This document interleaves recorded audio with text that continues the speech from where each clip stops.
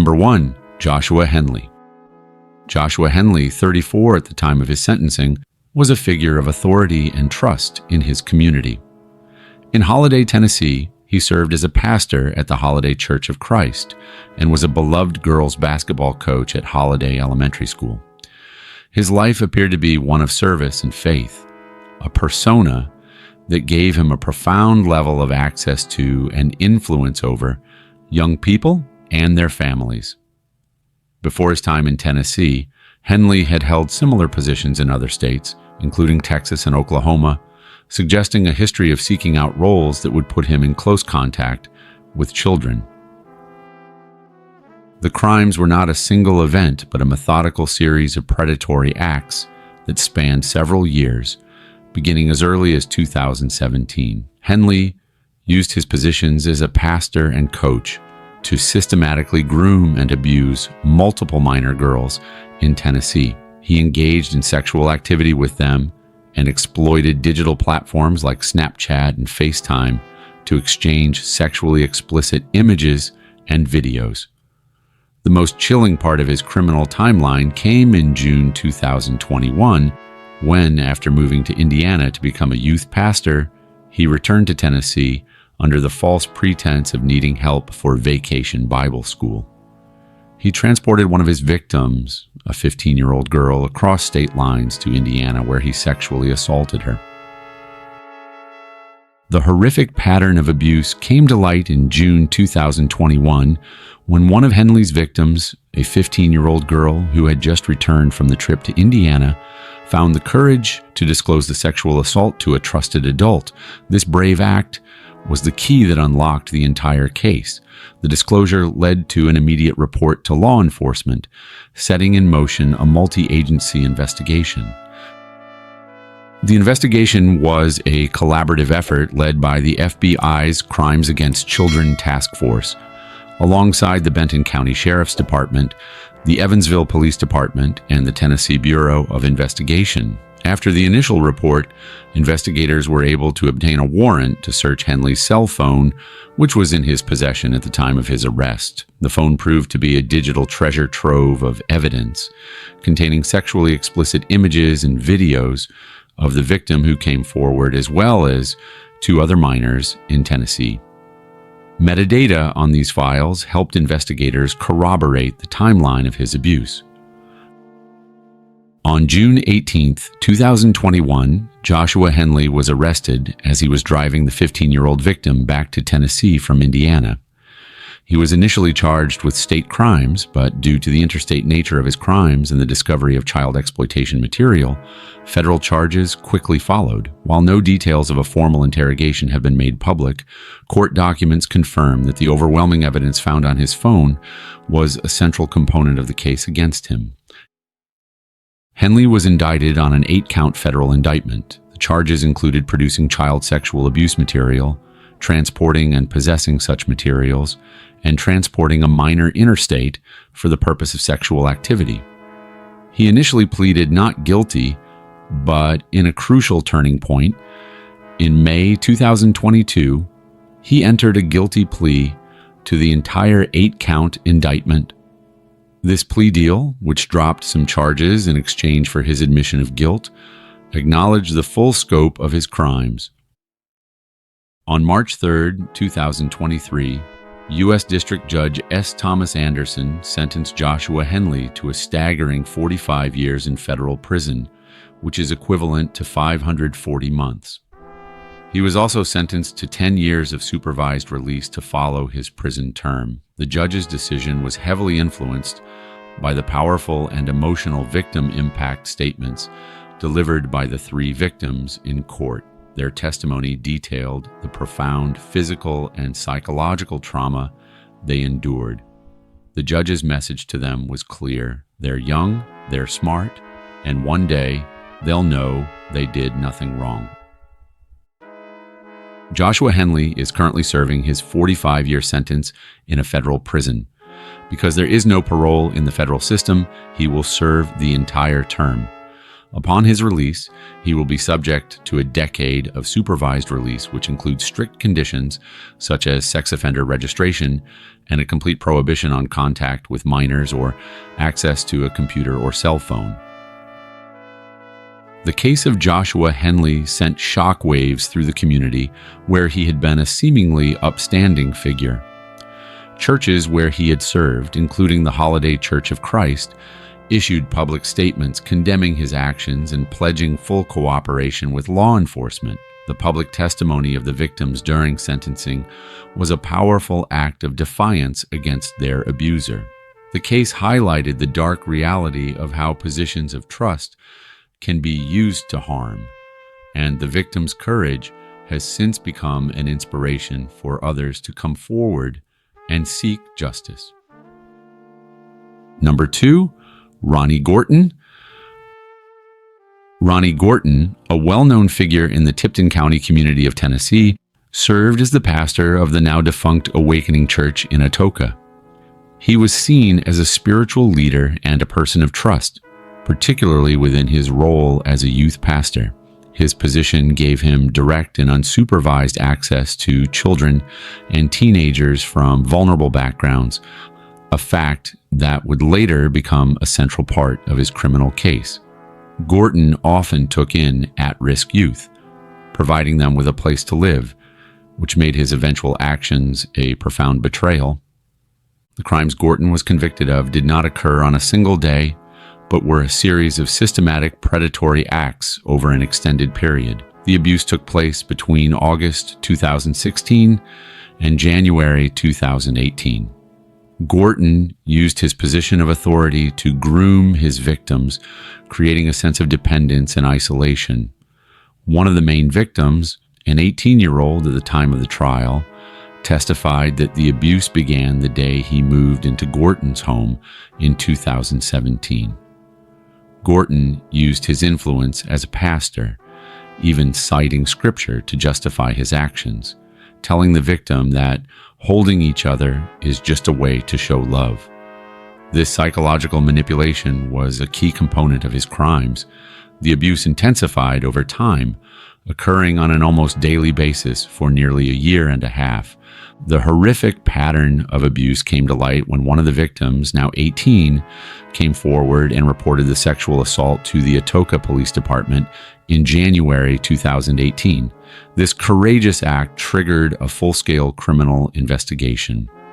Authorities learned that Gorton had used his position as a pastor to gain the trust of his victims, and that he had also been giving them alcohol and showing them pornography. Following the initial report, investigators from the Atoka Police Department and other local agencies began to build a case against Gorton.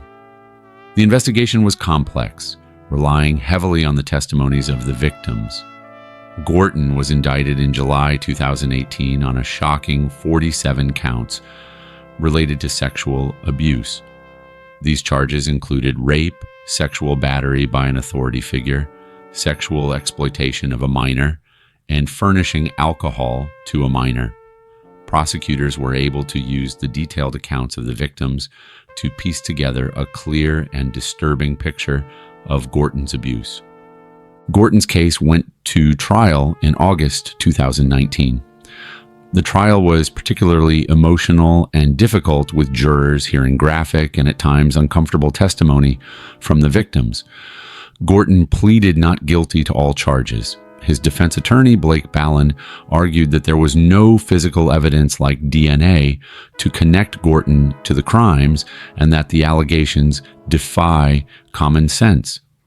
Despite the defense's arguments, the jury was swayed by the consistent and compelling testimony of the victims. In a swift and decisive verdict, a Tipton County jury found Ronnie Gorton guilty on 24 counts in the first of his 3 scheduled trials.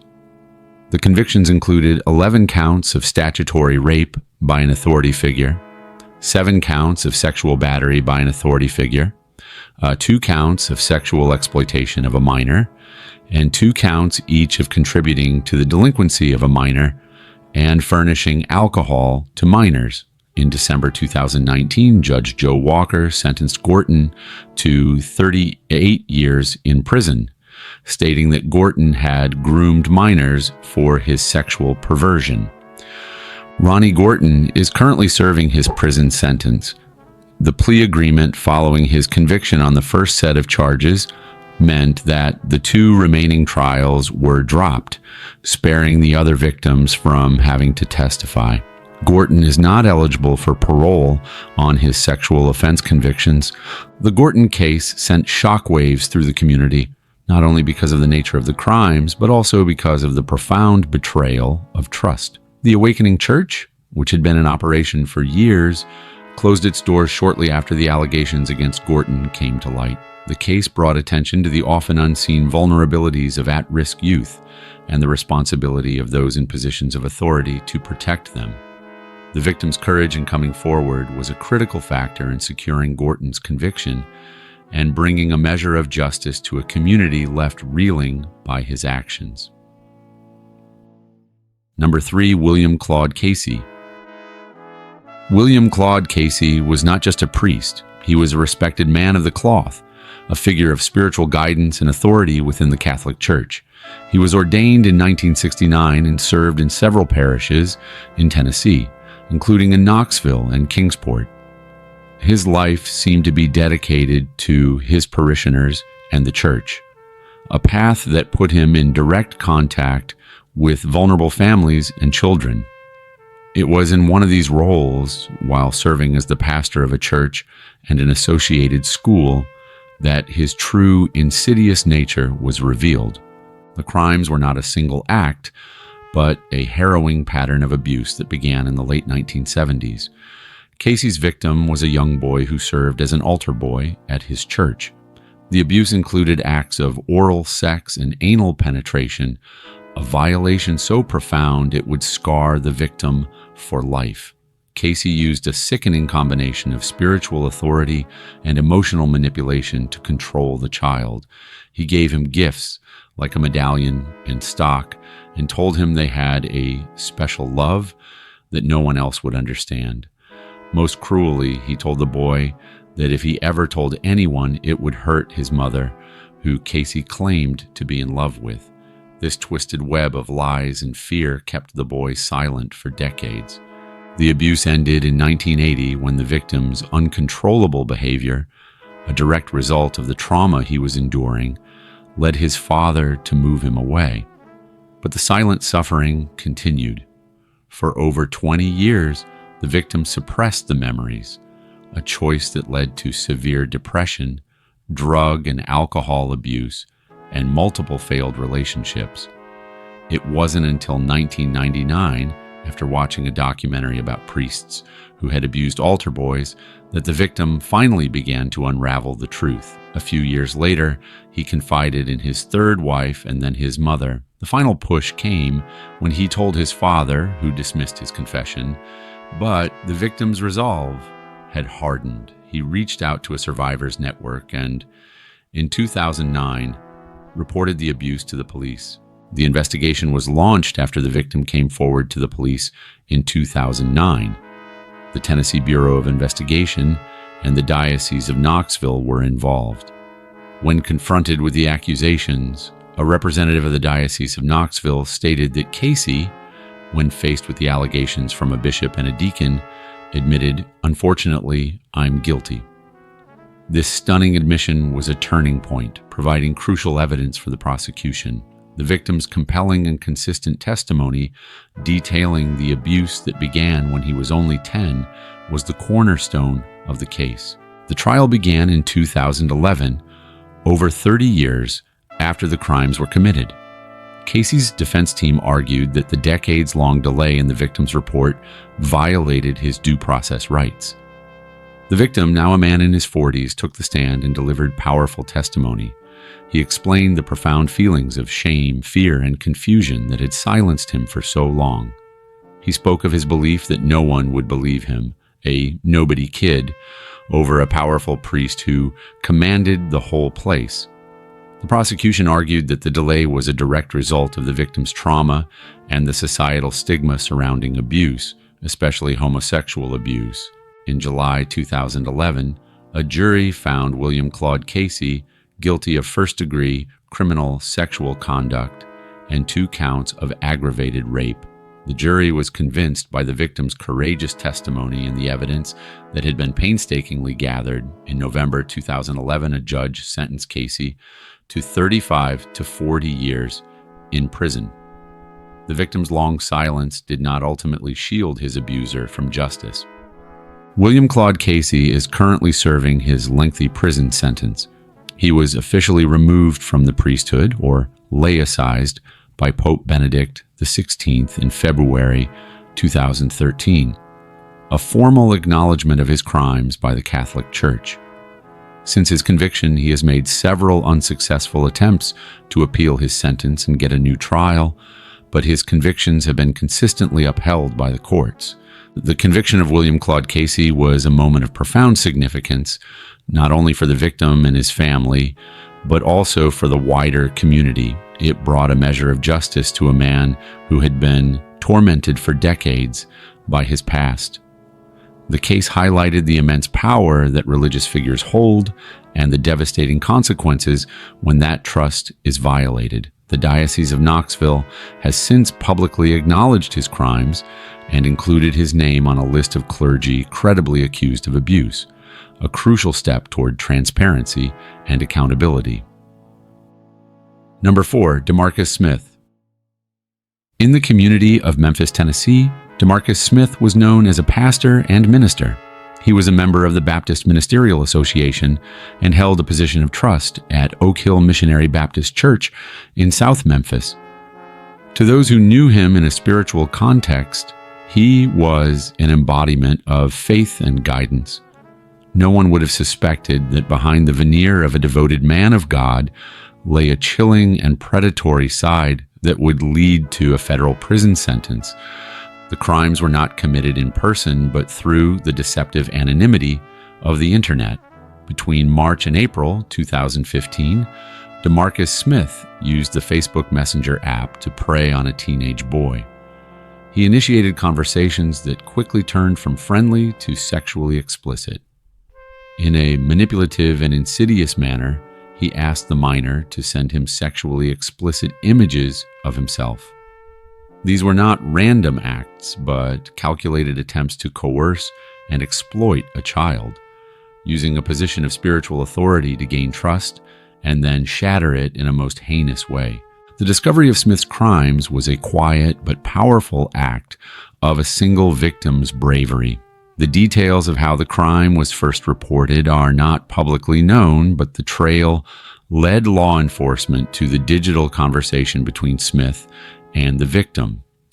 The evidence, though virtual, was undeniable. The chat logs and the images themselves served as a digital confession, leaving no room for doubt about the pastor's actions.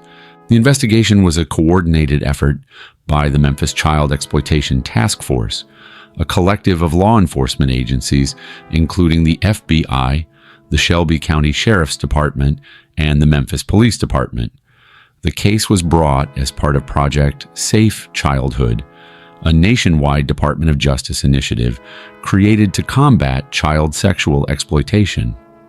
Investigators were able to trace the digital communications back to Smith, collecting the irrefutable evidence that would be presented in court. The focus of the investigation was not just on securing a conviction, but on identifying and protecting potential victims from a man who was hiding in plain sight.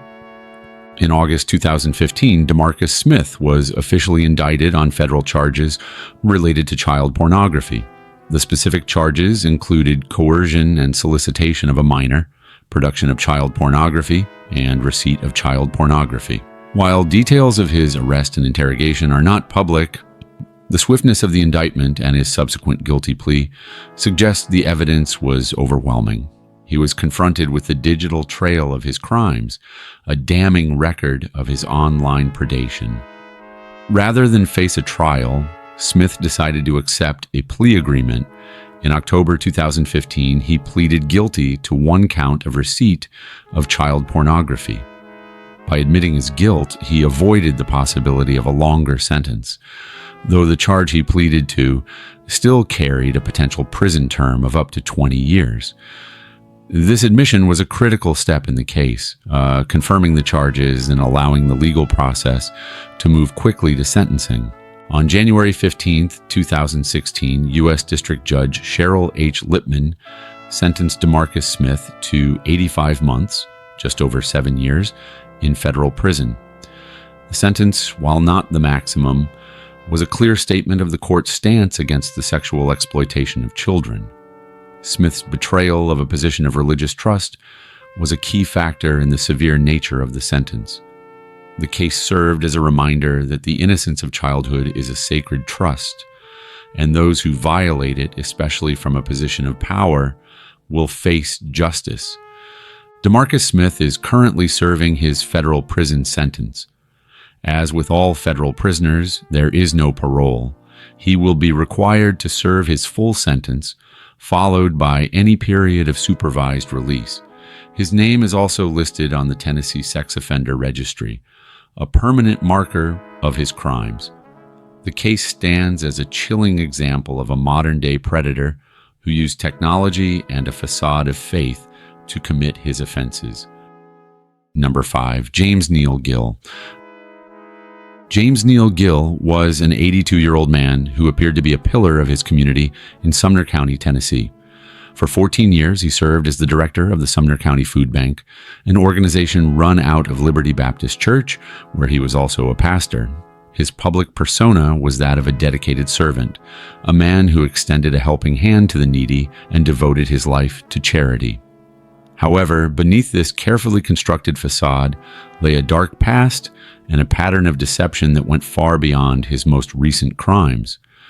Records show he had a history of theft, including a past conviction for transporting stolen goods across state lines in the 1980s and a conviction for Medicaid fraud in the 1990s. The crimes were a methodical betrayal that unfolded over a long period. Instead of using the food bank's funds for their intended purpose, to feed the hungry, Gill systematically stole hundreds of thousands of dollars. The method was simple, yet brazen. He wrote exorbitant checks from the food bank's account to himself and others, and he used the money for personal luxuries, including home renovations and a pickup truck. But the crimes were even more depraved than simple theft. The investigation also revealed that Gill used the food bank's money to pay a volunteer for sexual services, a horrifying violation of the trust placed in him as both a religious leader and a humanitarian. The elaborate scheme began to unravel when deacons at Liberty Baptist Church noticed large, unexplained checks written from the food bank's account. Their suspicion led them to contact the Tennessee Bureau of Investigation, TBI, in May 2022, requesting a full investigation into the financial activities of the food bank. This act of vigilance by the church members was the first domino to fall, exposing a web of lies and deceit that had been hidden for years. The investigation was a painstaking process, led by special agents from the TBI, with support from the Sumner County Sheriff's Office and the Gallatin Police Department. The agents meticulously examined the food bank's financial records. They determined that Gill had not only used the organization's money for personal purchases, but had also written checks to himself and funneled money into other accounts under a different nonprofit name to conceal his theft.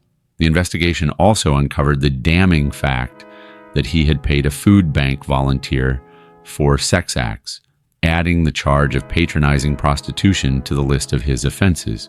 The financial trail led directly back to Gill, leaving no doubt about his guilt. In June 2023, following the grand jury indictment, James Neal Gill turned himself in to the TBI.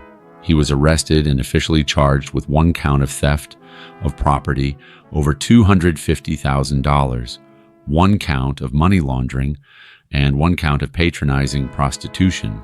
The arrest marked the end of his long-running scheme and the beginning of a public reckoning.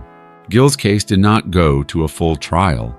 He entered a guilty plea to the charges of theft and patronizing prostitution. By admitting his guilt, he avoided a public and potentially lengthy trial. His plea was a swift resolution for the victims and the community who had been left stunned by the scale of his betrayal. The court heard the details of his crimes and the extensive damage he had caused to a charitable organization. The focus of the hearings shifted from determining guilt to deciding on an appropriate sentence that would reflect the gravity of his actions. In August 2025, a judge sentenced James Neal Gill to 12 years in prison for his crimes.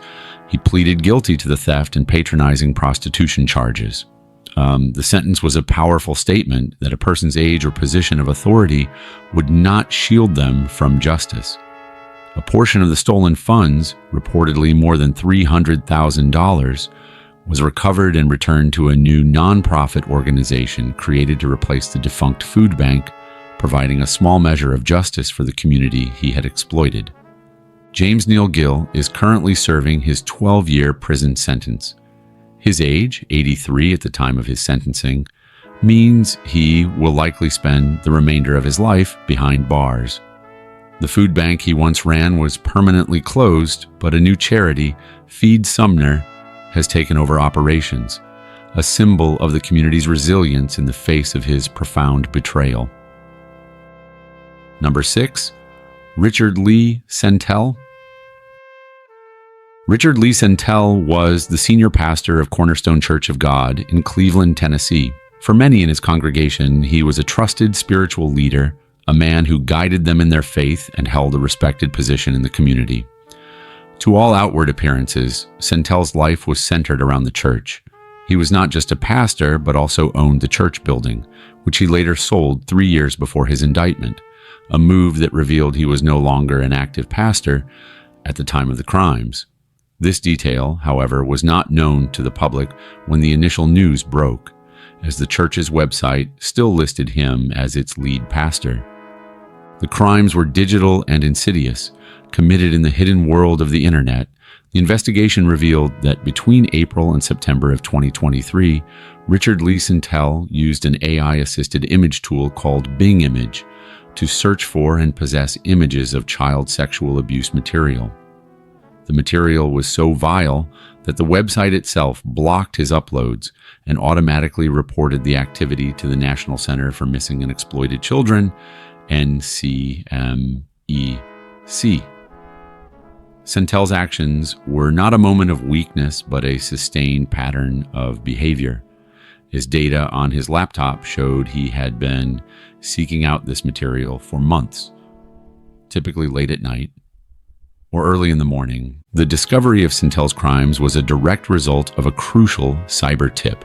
The National Center for Missing and Exploited Children, NCMEC, received an alert from Bingham and promptly notified the Cleveland Police Department. This was a critical first step in exposing a predator who was hiding in plain sight. Detective Matthew Landolt was assigned to the case and quickly traced the uploads to an address on Overbrook Circle in Cleveland, which was owned by Richard Lee Sentell and his wife. The investigation moved swiftly. Based on the cyber tip, Detective Landolt obtained a search warrant for Sentell's home. During the search, detectives discovered a laptop that was deliberately hidden, wedged between a mattress and a box spring in a downstairs bedroom.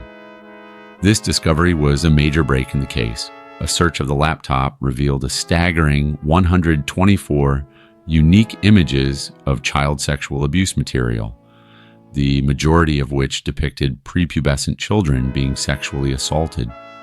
Data on the laptop confirmed that Sentell was the owner and user, and it showed a history of him searching for and seeking out this illegal material.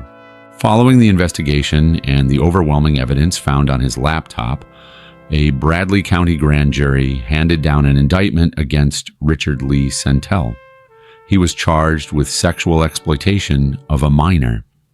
Sentell was arrested on Christmas Day of 2023 and booked the next day, a somber and ironic end to a season meant for joy. He was released on a $75,000 bond a few days later, awaiting the next stage of the legal process. Rather than face a jury trial, Richard Lee Sentell chose to enter a guilty plea. This plea agreement, which occurred on February 24, 2024, was a direct admission of his crimes.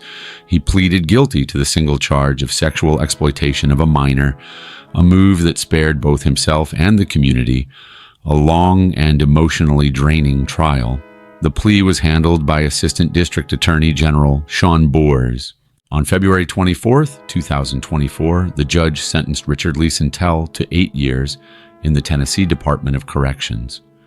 The sentence was significant, a direct reflection of the grave nature of his crimes and the evidence of his sustained pattern of predatory behavior. A key factor in his sentencing was Tennessee's new truth in sentencing laws, which mean that Sentell will not be eligible for parole and will have to serve his full sentence behind bars.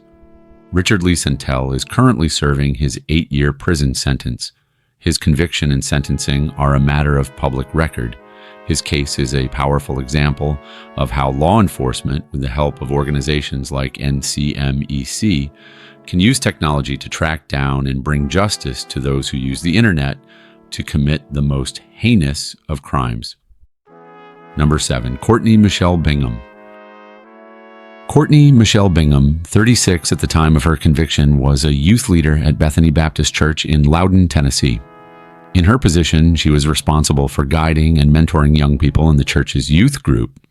To the community and the families she served, she appeared to be a dedicated spiritual leader, a woman in a position of trust who was a positive influence on the young lives around her. Her position gave her unparalleled access to and credibility with the very people she would later exploit. The crimes were a chilling, digital and physical betrayal that unfolded over several weeks in the latter half of 2018. Bingham used her role as a youth leader to begin an inappropriate relationship with a 16-year-old male member of her church group. The relationship was not in person at first. It began through digital communication. She reportedly sent nude pictures and lewd comments to the teenage boy. The digital manipulation soon escalated to in-person meetings. She was convicted of aggravated statutory rape, a crime that refers to unlawful sexual penetration with a victim who is under a certain age and where the perpetrator is an authority figure. This was a profound violation of the trust placed in her by the church, the victim, and the victim's family. The abuse came to light in early December 2018 when the victim's family or another individual reported the inappropriate relationship to law enforcement. The report triggered an immediate investigation by the Loudoun County Sheriff's Office. The authorities quickly recognized the gravity of the situation due to Bingham's position of authority within the church. The Loudoun County Sheriff's Office, with the assistance of the Department of Children's Services Special Investigations Unit, launched a thorough investigation. They confirmed that Bingham had a supervisory role over the victim through her position at the church's youth group. The investigation's key evidence was the digital communication between Bingham and the victim. These messages, which included nude pictures and sexually explicit comments, served as irrefutable proof of her predatory behavior. A grand jury indicted Bingham on multiple charges, including aggravated statutory rape and solicitation of a minor to commit statutory rape by an authority figure. Courtney Michelle Bingham was arrested on December 4th, 2018.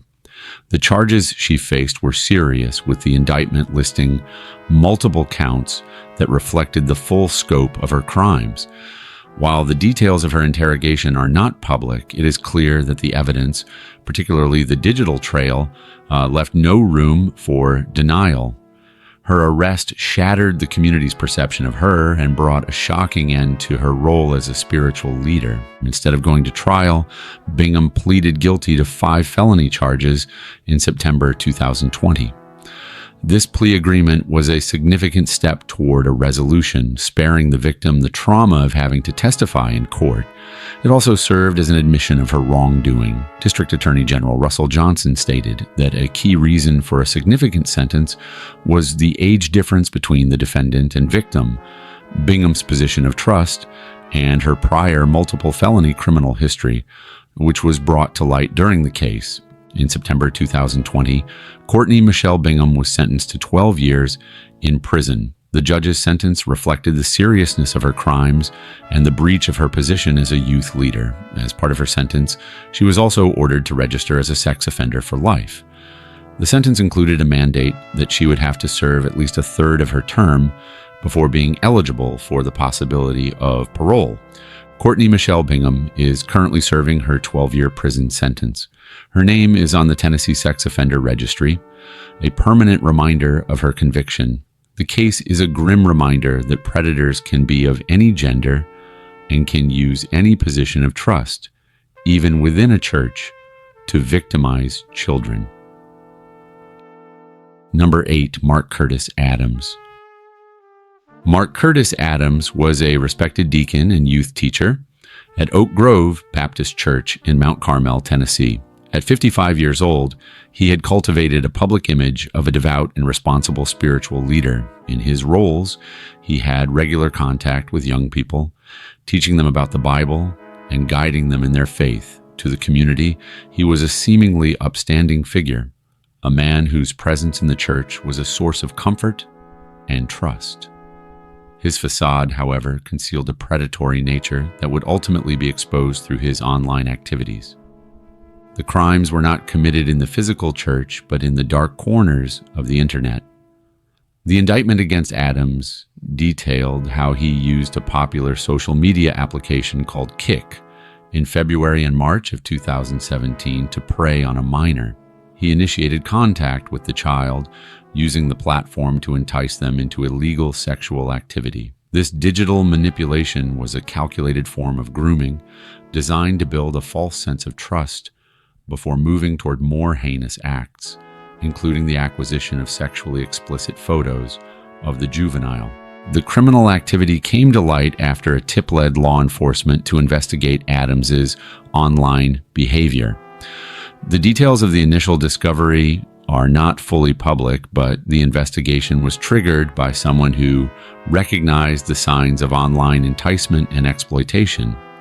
This crucial piece of information was the first thread that would unravel the entire web of Adams's deception. The investigation was led by federal authorities, as Adams's crimes involved interstate commerce and the use of the internet. The U.S. Attorney's Office, in conjunction with other law enforcement agencies, meticulously gathered the digital evidence. The chat logs and images exchanged over the Kik application provided irrefutable proof of his crimes. The evidence was so strong that a grand jury handed down a multi-count indictment against Adams in June 2017, charging him with production of child pornography and enticing a minor to engage in sexual activity. Mark Curtis Adams was arrested following the indictment. The specific details of his arrest and interrogation are not publicly available, but it is clear that law enforcement had a strong case against him. The charges themselves, production of child pornography and enticing a minor, indicated that the evidence against him was not just a matter of communication, but also of concrete proof of his criminal intent and actions. Rather than face a jury, Mark Adams pleaded guilty to one count of enticing a minor to engage in illegal sexual activity in May 2018. This plea agreement was a significant development, as it brought a swift end to the case and spared the victim from having to endure the trauma of a full trial. By pleading guilty, Adams admitted his culpability and the horrifying truth of his actions. On May 7, 2018, Mark Curtis Adams was sentenced to 120 months, 10 years, in federal prison. The sentence was a severe one, a direct reflection of the grave nature of his crimes and the profound betrayal of his position as a spiritual leader and youth teacher. The court's decision was a powerful message that those who use their position of trust to harm children, even through digital means, will be held fully accountable. He was also ordered to register as a sex offender upon his release. Mark Curtis Adams is currently serving his 10-year federal prison sentence. His name is permanently on the Tennessee Sex Offender Registry. The Southern Baptist Convention later included his name on a list of abusers, a public and lasting acknowledgement of his crimes. His case is a cautionary tale, illustrating how the digital world can become a hunting ground for predators who hide behind a facade of respectability and faith. Number 9, David C. Berry. David C. Berry was the pastor of the Praise and Worship Family Outreach Center in Jasper, Tennessee. In addition to his role as a spiritual leader, he also worked as a tax preparer and owned his own business, the tax service. His seemingly respectable life was built on a foundation of trust and service to his community. In 2011, this trust was extended even further when he was appointed as a representative payee for a disabled adult through the Social Security Administration. This position gave him full control over the man's finances, including his disability and pension payments, with the explicit duty to use the money for the man's care and needs. The crime was a slow, methodical act of financial abuse that unfolded over more than a decade. It was a complete betrayal of the trust placed in him by the state and by the victim himself. Berry used his authority as a payee to steal at least $27,000 from the disabled man. The money was not used to benefit the victim, but to enrich Berry and his church. He wrote checks for unauthorized amounts to the Praise and Worship Family Outreach Center, far exceeding the 10% tithe the victim had reportedly authorized. He also made a series of egregious personal expenditures, using the disabled man's money to pay for his wife's dental care, car repairs, and even a loan for a Super Bowl party. The alleged financial malfeasance came to light when the District Attorney General of the 12th Judicial District requested an investigation. The specific trigger for the request has not been made public, but it set in motion a joint investigation by the Tennessee Comptroller of the Treasury and the Tennessee Bureau of Investigation, TBI. The request was a critical step in exposing a crime that had been hidden for years. The investigation was a painstaking process that involved a thorough examination of financial records. Investigators determined that Berry had misappropriated at least $27,386 from the disabled man. A significant portion of this, over $16,000, was transferred in unauthorized checks to his church. Investigators also found that Berry had taken control of the victim's pension fund, totaling over $300,000, by naming himself as the conservator without any legal authority to do so. They uncovered a trail of questionable purchases, including restaurant bills, fuel, and retail purchases, all paid for with the victim's money. The evidence was damning and meticulously documented in the investigative report. Following the investigation, a Marion County grand jury indicted David C. Berry in February 2024. The charges included one count of financial exploitation of an elderly or vulnerable adult, one count of theft over $10,000, and one count of violation of the Computer Crimes Act. While details of his arrest and interrogation are not public, the indictment marks a turning point in the case, bringing the charges to a public forum. A statement from his church, the Praise and Worship Family Outreach Center, after his arrest, called the charges totally unfounded accusations, claiming their pastor needed everyone in the family of faith standing with him. As of September 2025, David C. Berry has been indicted but not yet convicted. He is currently awaiting trial. The indictment is merely an accusation, and he is presumed innocent until proven guilty. His legal team will likely contest the charges, and the prosecution will rely on the detailed investigative report and the financial evidence to make their case. A verdict has not been reached in this case as of the current date. Should a conviction occur, the sentencing would be determined by a judge based on the severity of the crimes, the amount of money stolen, and the violation of trust involved in exploiting a vulnerable adult. The charges he faces carry the potential for a significant prison sentence. David C. Berry is currently awaiting trial.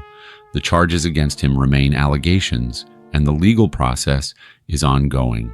The case has already brought attention to the importance of oversight for those appointed as payees or conservators for vulnerable individuals. The allegations against David C. Berry have sent shockwaves through the Jasper community and his congregation. The case highlights the immense vulnerability of disabled and elderly adults and the ease with which a person in a position of trust can exploit them. It serves as a stark reminder that even those who hold positions of spiritual authority are not immune to criminal temptation. The public nature of the case has brought an important conversation to the forefront about the need for greater protections for the most vulnerable members of society. Number 10, Timothy Ronald Felts. Timothy Ronald Felts, a 28-year-old youth pastor, was a familiar and trusted face at North Springfield Baptist Church in Springfield, Tennessee. His role as a youth pastor was to guide and mentor the young people of the congregation, a position that placed him in a unique position of authority and influence. He was an integral part of the community's spiritual life, and to all appearances, he was a man dedicated to his faith and to the well-being of the children under his care. The crimes were a series of devastating acts that took place over a 2-month period in the summer of 2015. Felts used his position as a youth pastor to groom a 14-year-old girl and a 16-year-old boy. The indictment and eventual conviction detailed multiple counts of aggravated statutory rape and attempted sexual exploitation of a minor. The sexual offenses took place at various locations, including a church retreat, where the victims believed they were in a safe, spiritual environment. Felts' actions were a profound betrayal of the trust that both the victims and their families had placed in him. The abuse came to light when the 16-year-old boy's family discovered the inappropriate conversations and activities. They immediately contacted law enforcement, leading to an investigation that revealed the full extent of Felts' crimes. The brave act of the family in coming forward was the critical first step in bringing an end to the abuse and holding Felts accountable. The Robertson County Sheriff's Office led the investigation, collecting evidence that included digital communications and the testimony of both victims. The investigation revealed that Felts had used his position to manipulate both the boy and the girl, making them believe that their relationship was consensual and confidential. The evidence against him was so strong that a grand jury handed down a multi-count indictment. The indictment in May 2016 officially charged him with 3 counts of aggravated statutory rape and 1 count of attempted sexual exploitation of a minor. Timothy Felts was arrested on May 10, 2016, following the grand jury indictment. There are no public details about his interrogation, but the fact that he was charged with multiple felonies and faced a long prison sentence indicates the severity of the evidence. He was taken into custody and held on a significant bond. Felts' case did not go to a full trial. He pleaded guilty to all charges. The plea agreement was a way to avoid a public and potentially lengthy trial, sparing the victims from having to testify in court. It was a critical step in the legal process, as his guilty plea served as a direct admission of his guilt and the crimes he had committed. The court accepted his plea and moved directly to sentencing. In December 2016, Timothy Ronald Felts was sentenced to 20 years in prison. The sentence reflected the gravity of his crimes and the profound betrayal of his position as a youth pastor. As part of his conviction, Felts was ordered to have no contact with any minors under the age of 18, and he was required to register as a sex offender upon his release. Timothy Ronald Felts is currently serving his 20-year prison sentence. His conviction is a matter of public record, and his name is on the Tennessee Sex Offender Registry. His case stands as a cautionary tale of how a trusted position can be used for unspeakable crimes. The case of Timothy Felts sent shockwaves through the North Springfield Baptist Church and the wider community. The profound betrayal of a youth pastor, a person who was meant to be a spiritual guide, left many feeling disillusioned and heartbroken. The case served as a reminder of the importance of vigilance and the need for stricter protections for children within religious organizations. It highlighted the devastating consequences of grooming and the long-lasting trauma it inflicts on its victims. These disturbing stories of convicted religious leaders reveal a profound violation of trust. If you or someone you know has been a victim of clergy misconduct or religious fraud, it's crucial to know how to seek help and report the crime.